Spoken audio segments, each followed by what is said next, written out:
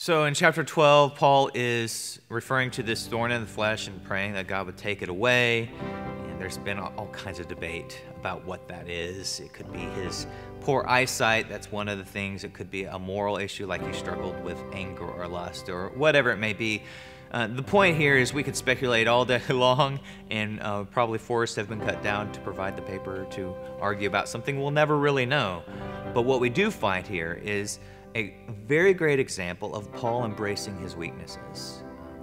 He says in that prayer that God said, my grace is sufficient for you. I'm not going to take that away from you. My grace is sufficient for you. And this is something that every believer kind of goes through. It's our crucible where we come face to face with our limitations. And we ask God to give us more.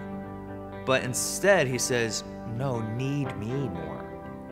He says, live in this place of limitation, live in this place of weakness, live in this place where you have no control. And 12-step movement or recovery groups all around the country, and I'm a big fan of how they approach this. And I think it comes from the New Testament idea of surrender. And it all boils down to, I don't got this.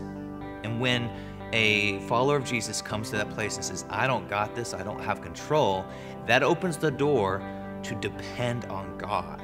And that's what God was doing with Paul there. He says, look, when you learn to need my grace, how I'm going to work through you will be immeasurably more than anything you could do in your own strength.